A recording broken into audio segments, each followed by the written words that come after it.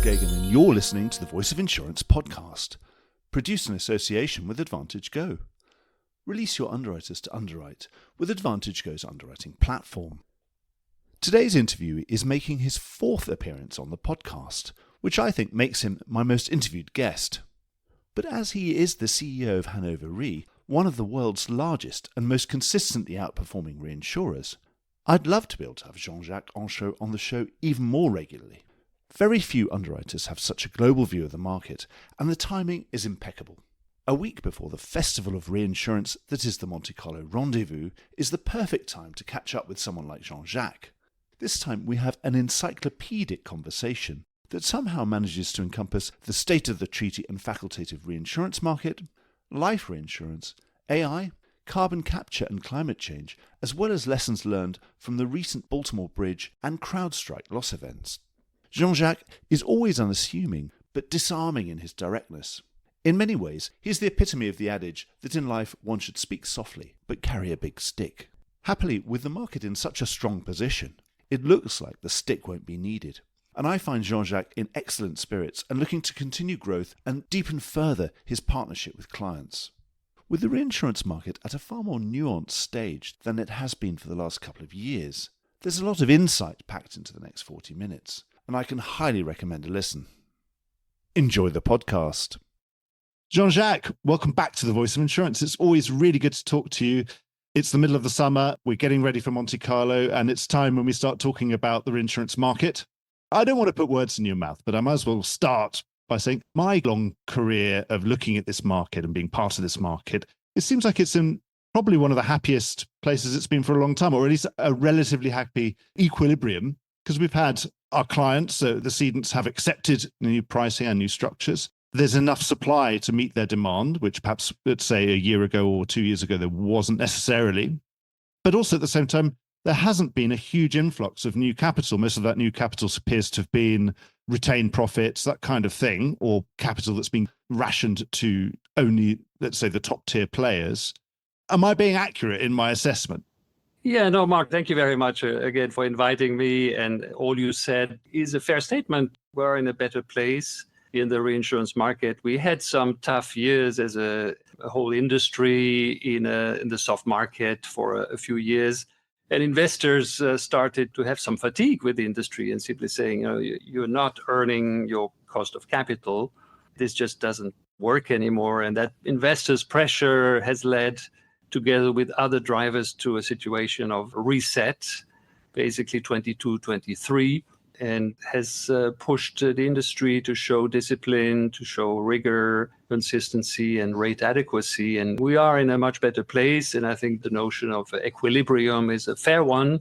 You never know where the market is going the following year. But we're at a place where, as a company, we feel that most of the business we renew, put in our books, is fairly priced and gives us confidence for the next 1 or 2 years. As many incumbents, we have a very strong balance sheet now. We are able to increase capacity.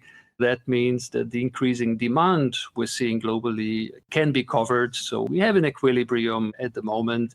There'll be some rivalry, as always. It needs to be competitive, but it feels like we're in the right place. But we needed this reset back in 22, 23. It was just not sustainable for the whole industry, even if Hannover Re was an outperformer. But as an industry, it didn't work. And I suppose with those good numbers, does that give you a little bit more confidence? We've had some good numbers. Do you think that's giving investors a little bit more confidence in us, or have they still got painful memories from previous years? In my view, it will need a couple of years at least for many investors to regain true confidence. They are looking at the industry. They see promising signs of underwriting discipline and good rate adequacies.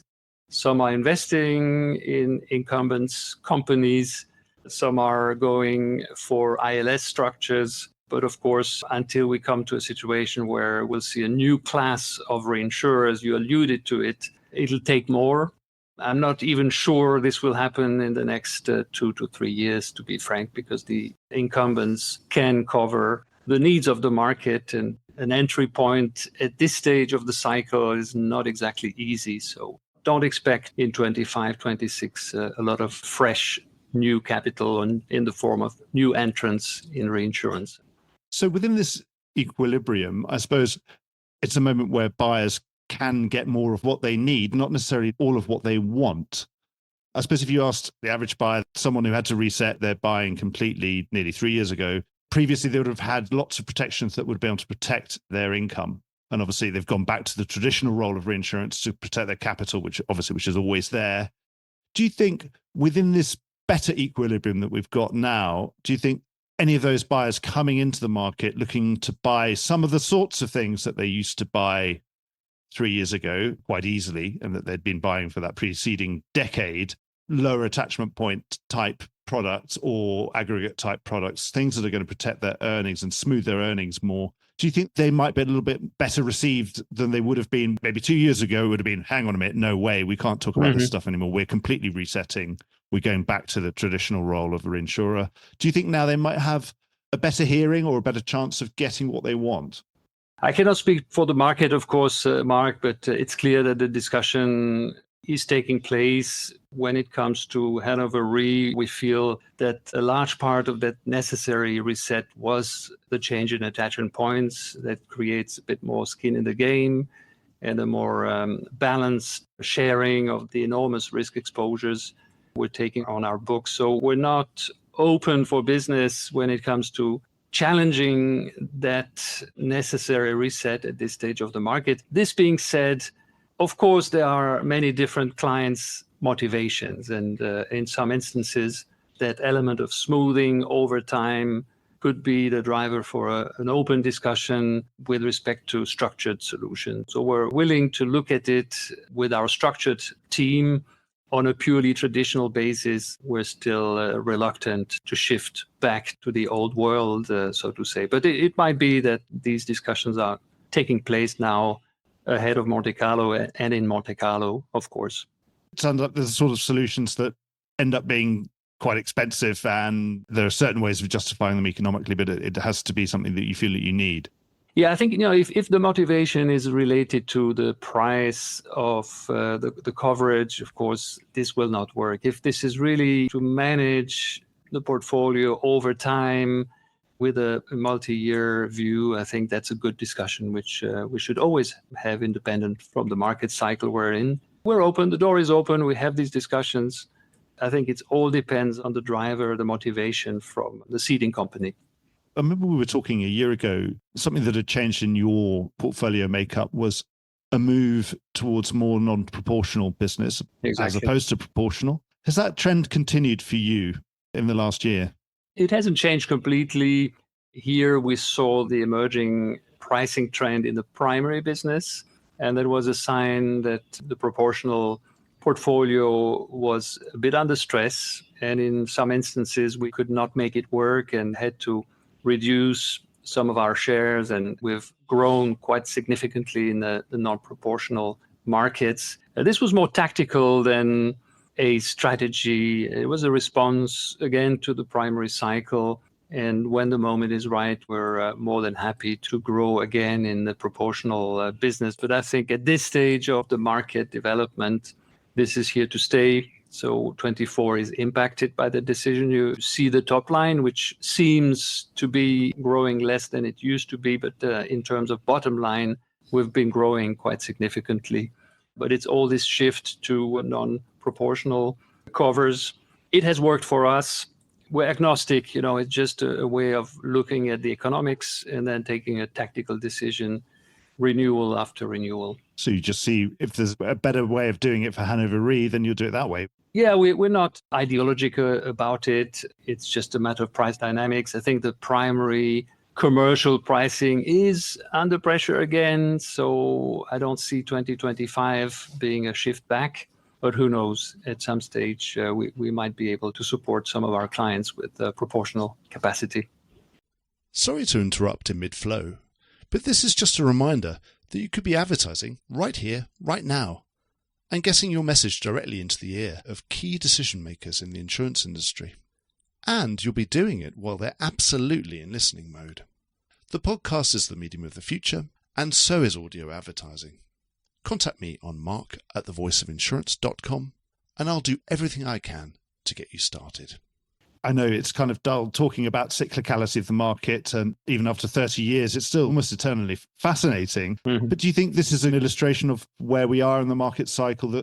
And is it a sign that we're near the peak or just past the peak, would you say, given that obviously at the beginning of a hard market cycle, proportional business is probably the easiest way of riding that improvement in terms and conditions and getting more income straight away. And now all those price rises have been passed through to those original clients. And now if we're seeing, you're saying, increased competition on the primary side, would that indicate a peak in the cycle for everybody? I think it's fair that based on the facts and figures, we're at the point where there's a balance. We're happy on the reinsurance side to see that kind of price adequacy. This being said, there are a number of trends which we monitor very carefully. Climate change is a prime example of that.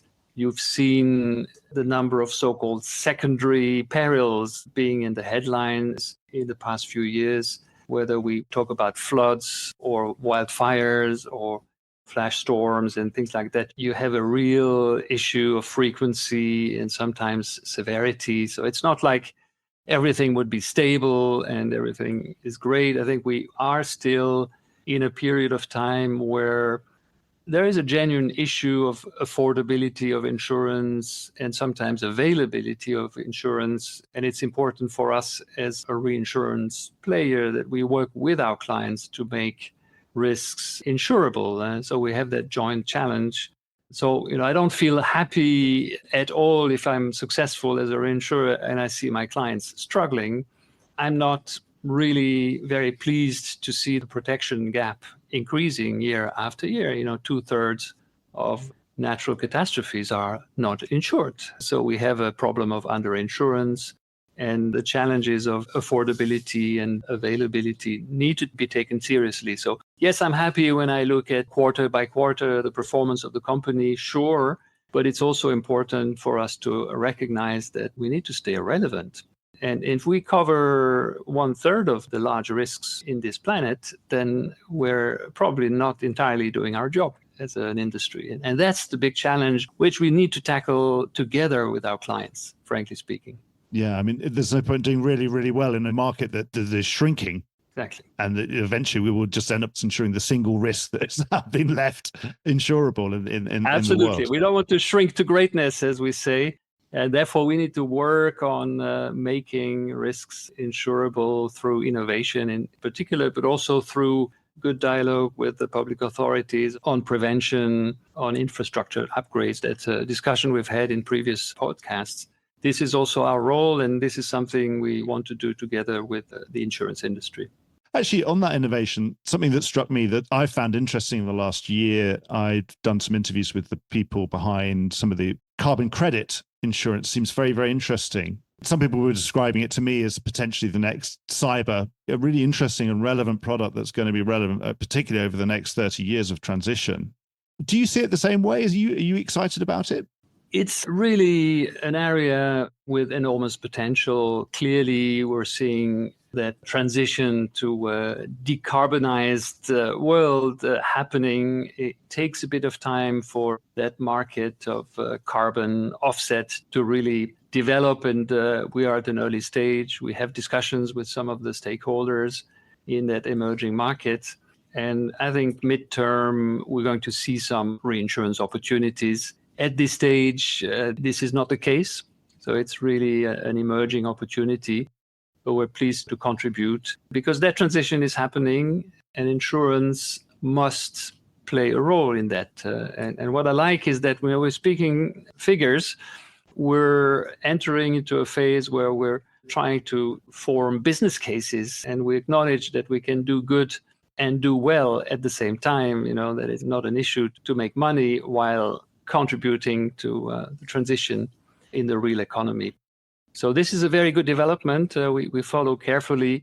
Short term, it will not be a headline at our Investors Day. No. But mid to long term, it could play a role, yeah.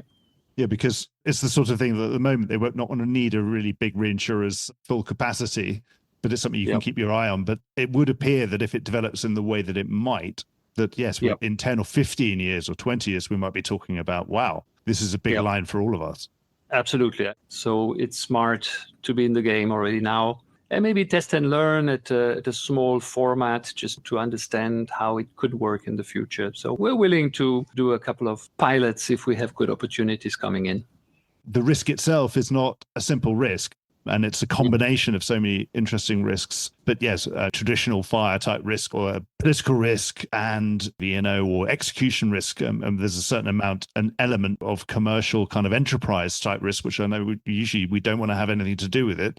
But at the same time, what I liked about it was that it's the moment where insurance does good things. It helps to multiply positive effects in the economy and make other people's capital go further, or the investors' capital, the bank's capital. It goes further because when you add the insurance, then they can lend more or they could do more investments, that kind of thing. And of course, in itself, it is a positive thing, which is going to improve the risk environment for insurers, which has got to be a good thing. Absolutely. And it's going to foster entrepreneurship and innovation in the real economy, technology changes, energy transition. So there are a lot of highly interesting topics which, as insurers, reinsurers, we can encourage. So it's good to look at it. This being said, we are active in terms of promoting, fostering that transition. We're seeing ESG type of projects, both as a reinsurer, but also as an asset manager. So I think there's a lot we can do beyond that. But this potential of a carbon credit market emerging, developing internationally is very interesting. And it's just a matter of time until it's going to be in place. We'll see how much time it will be, but it will happen. I'm quite sure it will happen.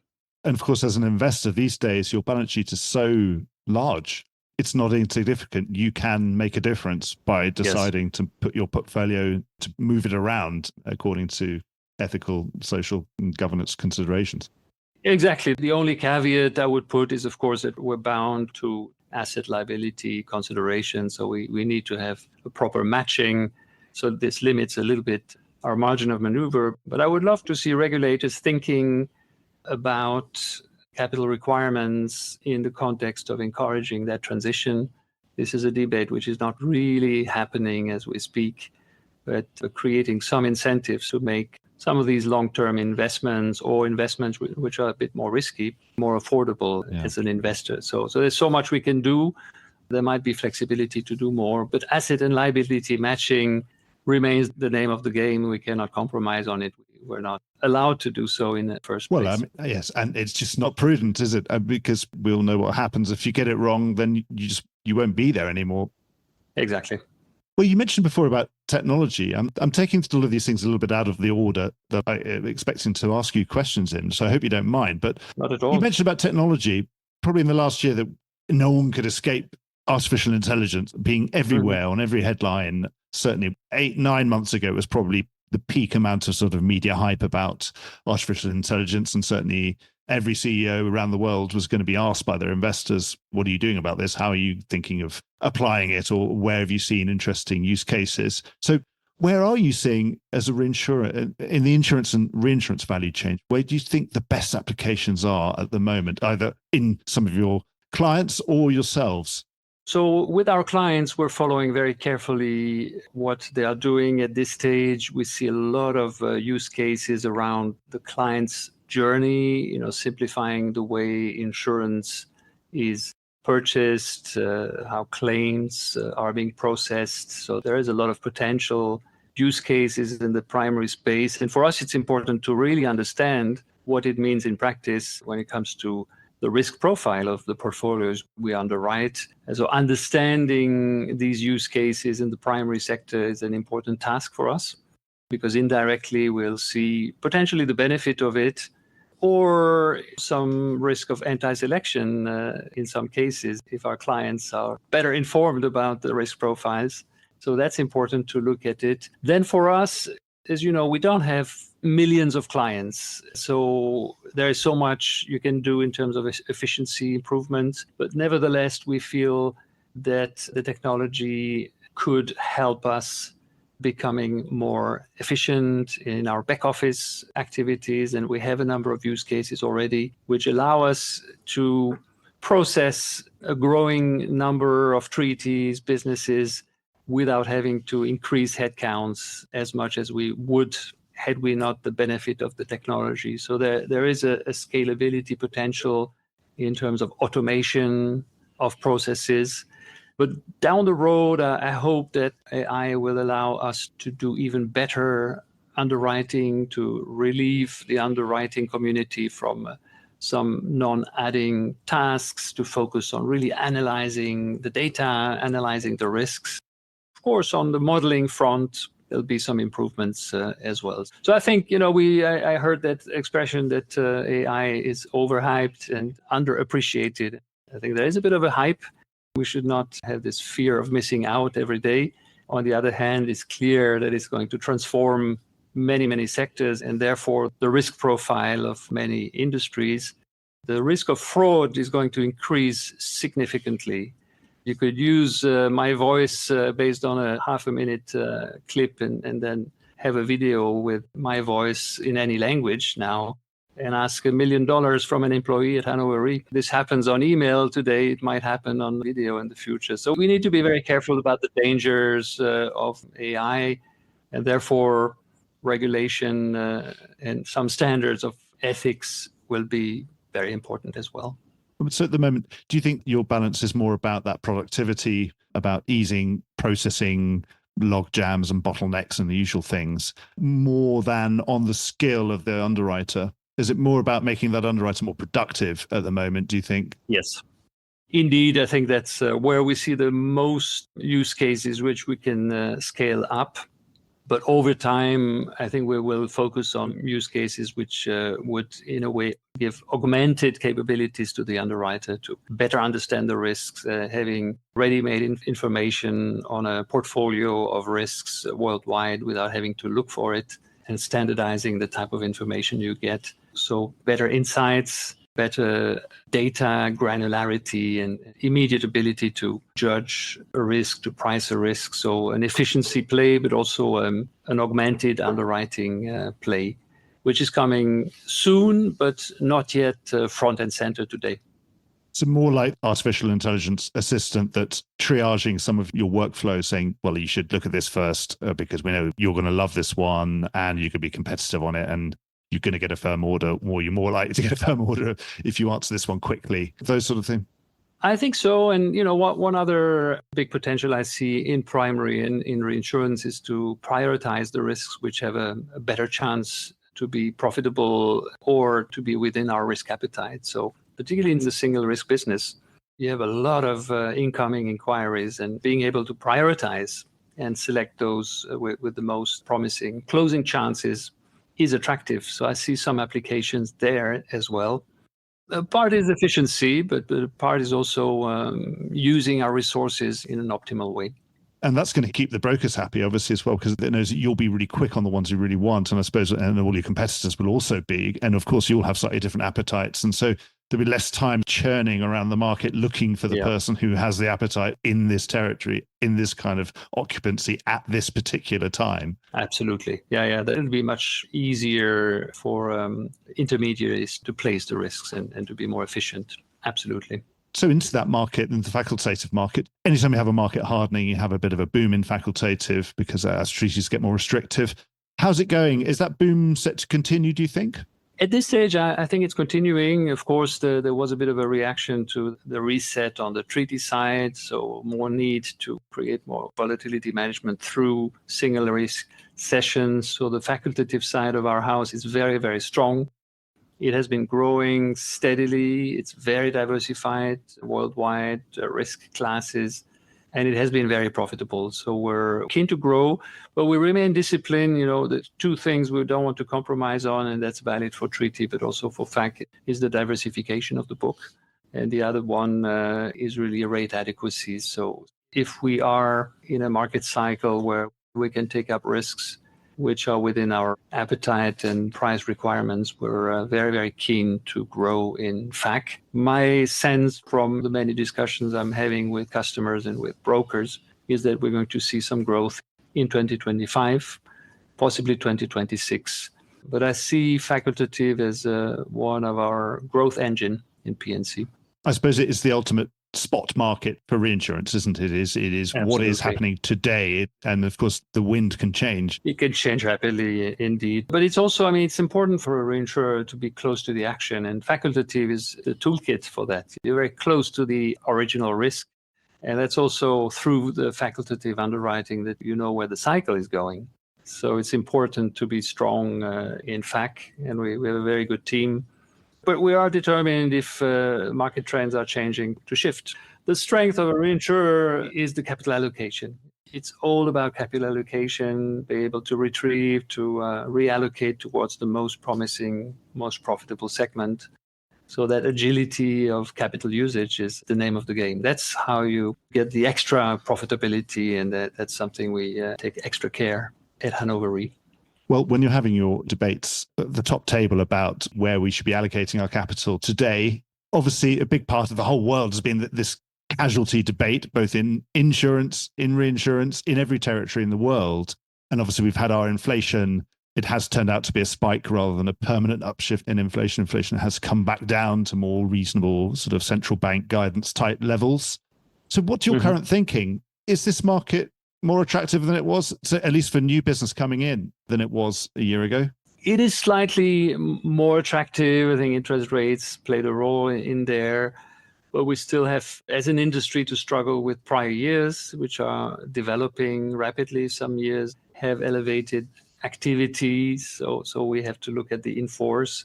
It is in many cases not enough to compensate for the incredible movement towards social inflation. The litigation industry is extremely powerful, as you know, and the litigation risks are enormous, and they are increasing. This is clear. So my sense is that we absolutely need to tighten the terms and increase prices to be able to grow in that segment. If not, we'll keep managing our portfolio, grow incrementally with our partners.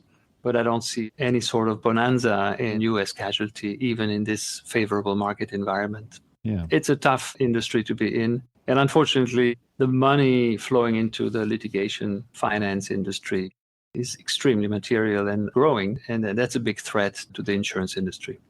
At least I suppose having effectively real interest rates for the first time in a long time, since almost been 20 years, hasn't it, since we could actually make risk-free returns. Exactly. Presumably that does at least make long-tail business more attractive if it's written today. Absolutely. No, that's clear. There are more opportunities than we had 2-3 years ago, but more is needed would remain my message to the market participant. Okay, well, continuing our sort of roundup of interesting classes in the market and interesting trends, we've seen life and health business make some negative headlines around the market in this sort of H1 results season. Is there anything we should read into this? Anything structural we should be reading into this? Is it something about the economic cycle or anything that we should take away from it that would cause concern? This is, of course, the big question which was raised in the last couple of weeks from the investors community, and we handled that. I don't see any systemic topic being raised all of a sudden. We're talking about in-force business, not new business. So it's how to manage the in-force on the life and health business. And clearly, US mortality has been underpriced in retrospect. We recognize that, and many large reinsurance companies had to deal with in-force challenges, and Hannover Re is included in that group. We had a decade of correction to the in-force mortality business in the US in the form of tightening terms, in the form of repricing when we could. And as far as our company is concerned, we're happy of where we landed. We had a lot of work behind many management actions. We even had arbitrations with our clients in the US. So it was quite a painful process, to be frank. But we're now at a point in time where we're happy with the book of business, and we have steady flow of attractive business coming in, mainly when it comes to the US in the form of financial solutions or more structured business than pure traditional US mortality business. But we're happy with where we are. So it's more of a look back at in-force portfolios, and sometimes you get a bit unlucky and you have a number of bad news in one quarter. But this is not by any means a trend which is relevant for the whole industry. It's a timing issue. we managed over time to balance out the good guys and the bad guys, as we say, in steering our portfolio. And we're happy of where we are. The life and health business at Hannover Re is very profitable now and is a good contributor to our earnings. So we're very happy. It's a bit 1/3, 2/3 life and health, P&C. And this is a good balance. There's diversification between the two. So we're very happy to have strong life and health franchise. We're always learning something new, I suppose, in this industry. Events are always teaching us something new. Yeah. And in cyber, obviously, which is a new class in itself, relatively new compared to everything else, we've had some new information, new ways that we've now learned that there are other ways of making losses that are not malicious, that we've had a more error and omission type loss with the CrowdStrike event that we had recently. Has it made you think differently about being a reinsurer of that class, or was that actually a business as usual type loss that was already in the equation, was already in your playbook, thinking, well, of course, it has to be there? No, I think it was an awareness event for sure. It will not be as costly to the industry as we might have feared in the early days when it happened. But we had our awareness raised for sure about the interconnectedness of our world and the fact that software issues can lead within a few hours to a big global event. So it certainly gives us some good insights on scenario planning, on portfolio steering, but it doesn't change fundamentally our stance that we need to create that market. There is a need, and we want to respond to that need. We need to tackle the accumulation scenarios, and we're trying to tap into the capital markets to diversify a bit the sources of capital and limit our exposure. So if anything, we're probably even more cautious than we were. But to jump to conclusion and say, cyber should not be insured at all, that would be too much for an event which was massive, but not that costly after all. So it limits the growth potential of the cyber market for sure, because this caution is in the market. But we need to work on these problems and understand how to structure cyber coverage in the future. So we will see growth in cyber, and having cyber events, hopefully manageable cyber events, are the way to learn and to improve. Like NatCat 40 years ago, we were still learning a lot about how to model a NatCat risk. So it's a bit the same learning curve. So I remain optimistic that we find a way to make cyber insurable in the future. And certainly it can't do any harm for demand in tech E&O. And of course, Absolutely. We'll have highlighted to any insured whether they had the contingent style business interruption coverage or not. Exactly. Because they would have made it really clear to them what they should have bought rather than what they ended up buying.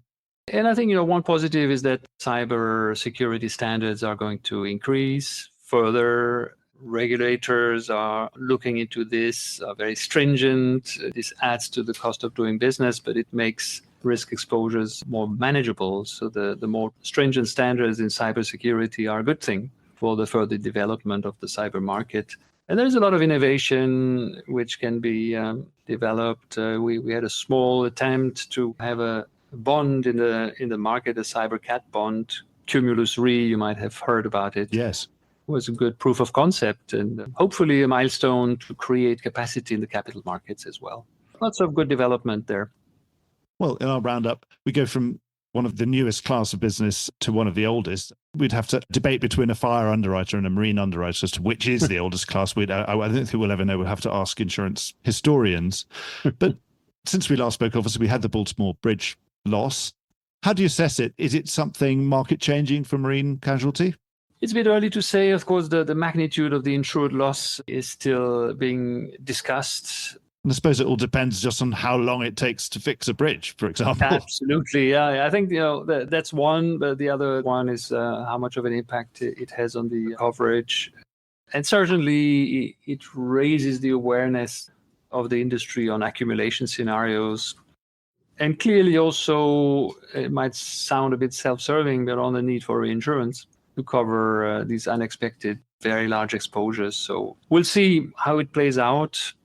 But it's a very complex claim needing quite a lot of iterations. It'll take a bit of time until we're there, but the specialty underwriters are sharpening their view on such large risk exposures. and try to manage their capacities better. And of course, like always, risk adequate pricing is the name of the game in this line of business as well. Yes, certainly when you look at the reinsurance, say that large marine casualty reinsurance that is in place, you think, well, yeah, the exposure is pretty much every ship in the world, anywhere.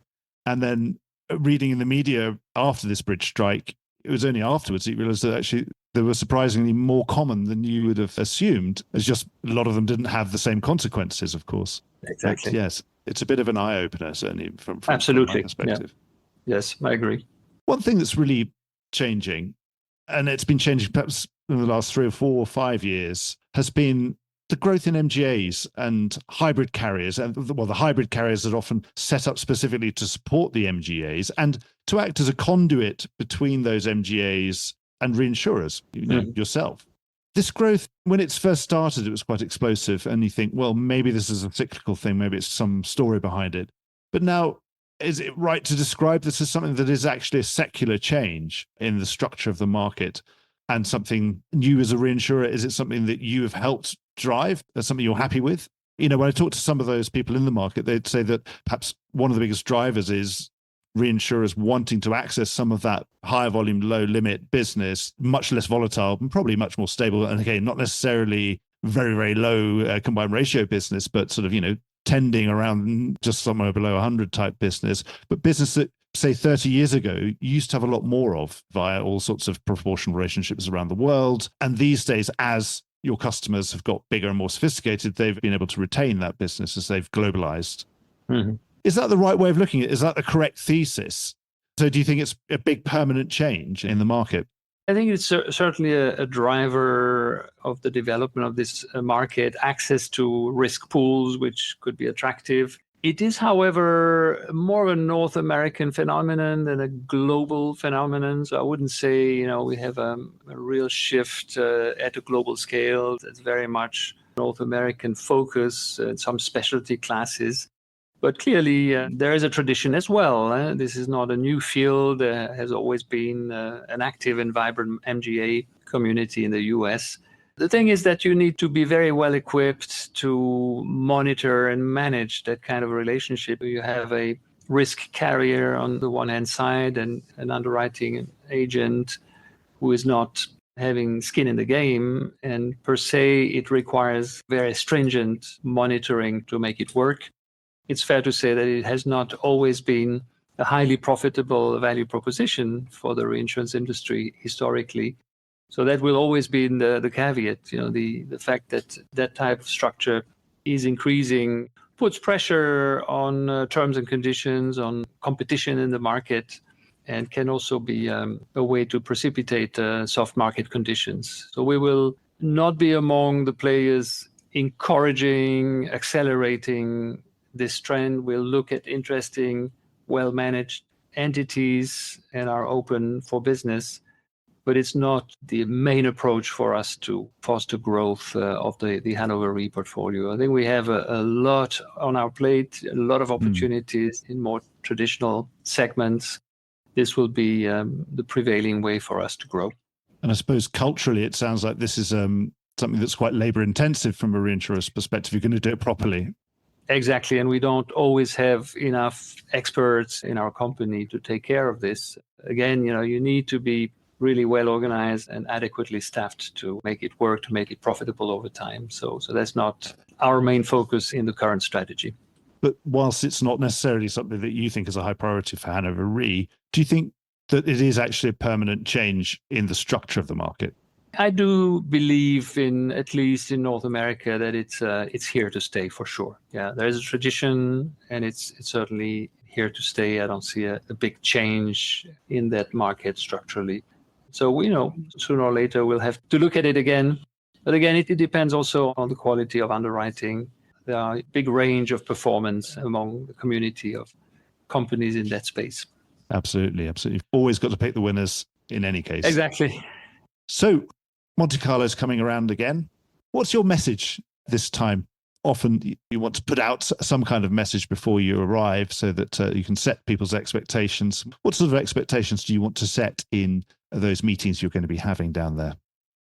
We are trying generally, to reflect a bit our views on where the market is. So we don't want to flood the market with big messages in the first place. We try to be as informative as possible when it comes to our media reach. But clearly for me, the key word, which I hope will be reflected in how your community receives Hannover Re's messages, is partnership. We're not transactional in the way we conduct our business. We're trying to create partnerships through the cycles, partnership for growth, partnership for innovation. And we'd like to clearly be that first call for our clients who run into difficulties, have volatile portfolios to manage, have new business opportunities, go into M&A, et cetera, et cetera. So if we can show that partnership card and be there for our clients to respond to their needs and requirements, that's already the message I'd like to convey. The rest is execution, as we say. And of course, there'll be topics which are relevant. I think climate change and NatCat will continue to be a big theme for the industry. We hope we won't have big hurricanes this season, but you never know. I think innovation will certainly be part of discussions. Cyber, after these awareness building events, I'll put it that way, will certainly be a topic. And then we'll see, it'll be more client by client. But we're open for business. We're in very, very good shape. Our balance sheet is strong. We continue to expand our share of wallet with the partners across the world. And we want to show a Hannover Re which wants to be relevant to its clients and work on narrowing down that protection gap I was talking about a few minutes ago. So it's all about relevance in partnering with our clients. So it sounds like if you're still the first person that your clients want to call, then that's your job done, and that would be a successful Monte Carlo. Absolutely, yeah. Being the first call is the KPI to judge if we're good partners. I always joke with the underwriting communities that if they have a badge of the companies they work with, that means they've done a good job. So they're working on having the badge, being able to enter the office and visit the clients. A bit of a joke, but it says something about creating a bonding and a strong personal relationship with our customers. There's nothing wrong with being the market of last resort because you can charge whatever you like. But at the same time, it's nice to be asked first as well. You get a better showing. We want to work with our customers, not against them. So first resort is the preferred position for Hannover Re. More likely to get a diversified portfolio that way, aren't you? Absolutely. Excellent. Jean-Jacques, I've really, really enjoyed talking to you. Have a fantastic rest of the summer, and I'll see you down at Monte Carlo. I'm not sure if we've got a meeting in the diary. I think you're far too busy, but I'll probably see you in the lobbies and the corridors and soirees perhaps down there. And so I wish you all the best between now and then, and between now and our next meeting, which hopefully will be sometime this time next year. Let's hope. And good luck with everything. Thank you very much, Mark. It was a pleasure to talk to you as always, and I look forward to seeing you in Monte Carlo. Well, I hope you enjoyed today's episode. If you did, don't forget to subscribe or leave a like or a review or recommendation on whatever podcast platform you used to access this program. These really help get the word out. Before we go, just a quick reminder that advertising slots are available here and in other places in the Voice of Insurance podcasts. Podcasting is the fastest growing medium and attracts a high quality audience of key decision makers. It's also an intimate medium where you, the listener, are right in the room with me and the interview subjects. Needless to say, that means it's a great way of getting your message out directly to an audience because you know you've got their full attention. It's also very cost effective. So get in touch with Mark at thevoiceofinsurance.com to find out how you could be speaking directly to the industry. The Voice of Insurance is produced in association with Advantage Go. Release your underwriters to underwrite with Advantage Go's underwriting platform.